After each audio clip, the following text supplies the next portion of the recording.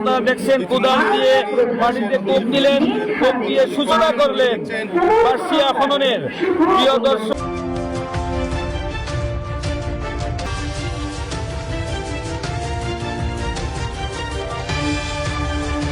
যেখানে এসেছিলেন 1977 সনে শহীদ প্রেসিডেন্ট জিয়াউর রহমান, আপনারা দেখছেন নামছেন সেখানে বাংলাদেশের প্রধানমন্ত্রী তারেক রহমান।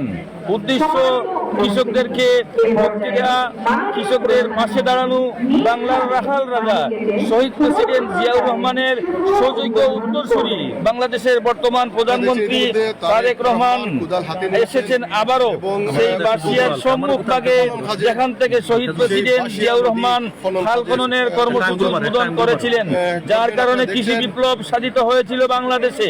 সেই কৃষি বিপ্লবকে এগিয়ে নেওয়ার জন্য বাবার পথ অনুসরণ করে আবারও এসেছেন আমাদের বাংলাদেশের বর্তমান প্রধানমন্ত্রী তারেক রহমান। আপনারা দেখছেন কোদাল দিয়ে মাটিতে কোপ দিলেন, কোপ দিয়ে সূচনা করলেন বার্ষিয়া খননের। প্রিয় দর্শক, সিলেট অঞ্চলের এই অঞ্চলের মানুষের আশা আকাঙ্ক্ষা, দীর্ঘদিনের প্রতীক্ষা বার্ষিয়া যেন খনন হয়, সেই খনন কাজের শুভ সূচনা করলেন গণপ্রজাতন্ত্রী বাংলাদেশের মাননীয় প্রধানমন্ত্রী তারেক রহমান।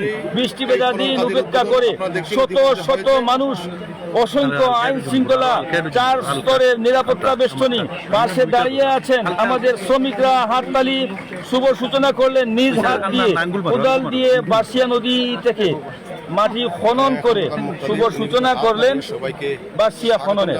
আপনি দেখছেন